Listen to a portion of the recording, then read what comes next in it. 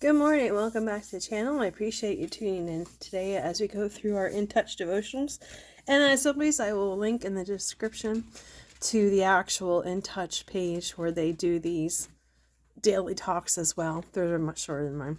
Anyway, so before we begin, Father, as I read and receive your word, may it deeply be rooted in me.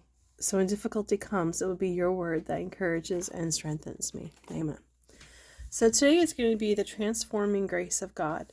And it's asking to go read Romans 28 to 30. So we are ready. 28 to 30. 28 to 30. And there we go. And we know that God causes everything to work together for the good of those who love God and are called according to his purpose for them. For God knew his people in advance, and he chose them to become like his Son, so that his Son would be the firstborn with many brothers and sisters. And having chosen them, he called them to come to him, and he gave them right standing with himself, and he promised them his glory. And I think I went, nope. I thought I went more than I should. I didn't. All right, so what does all that mean? One of the most miraculous displays of the Lord's power is his ability to transform an unrighteous man into a shining light for Jesus. The Apostle Paul is a great example of how God can change the religious into the redeemed. 1 Timothy 1:12-13. Before his conversion, Paul was deeply religious, but not in a good way. He relied on his pedigree, performance, and piety to gain authority and acceptance. When he met the Lord on the road to Damascus, however, he discovered that all his religious works and credentials meant nothing. The only way we can become acceptable before God is through receiving the saving grace of Christ. Excuse me. And that's how Paul's sin was replaced with a righteous spirit. A servant of sin into a servant of God. Romans 6:17-18. Paul had been hostile toward the early church, promoting blasphemy, punishing believers, and voting for them to be punished with death. Acts 26:10-11. Yet for salvation, he became a dedicated missionary who spread the gospel wherever he could. Our Father turned one of the early church enemies into a wise and repentant leader. Commit to obey the Lord and see what happens. He is faithful to complete the good work he has begun in your life. Alrighty, so reflecting back on today's passage, transforming grace of God. So he's saying I shouldn't say we all know. I learned recently about Paul and crucifying Christians, and he's the one that actually, it's like it says here, he's a great example of how God can change somebody. And we do see examples if you listen to, I listen to CBN, not as much as I used to, but CBN and other people and individuals who were, I hate to say evil, but we're not doing good things.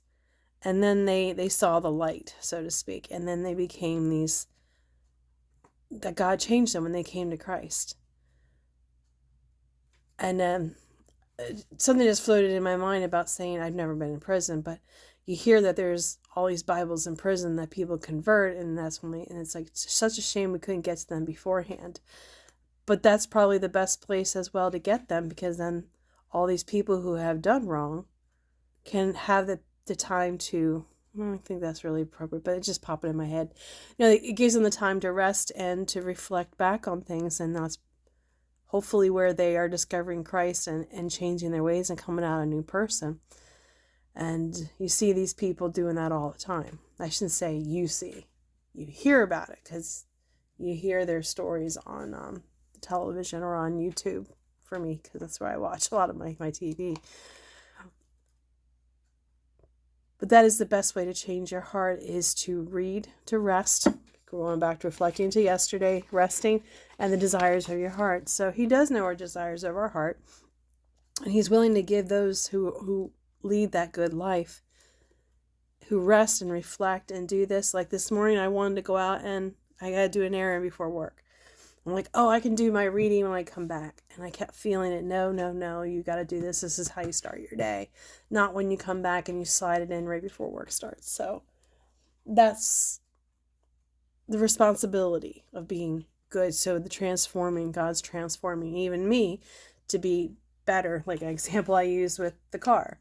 Um, and not being very ladylike, first of all, and being Christian-like. And that's how he is transforming me to be, since we're referring Paul, to be more like Paul, just to leave back your old ways and become this better, I don't want to say better person, but closer to God, and leading that more spiritual life, if that can make sense. I'm really fumbling today with my words, but trying to find the best way to say it. But anyway, so I don't think I said the date. It was Wednesday, May 10th, and I hope you have a great day and a blessed day. And if you're listening to this afterwards, I hope it was a great day and a blessed day. And we'll be back tomorrow on the 11th to continue this journey. Bye.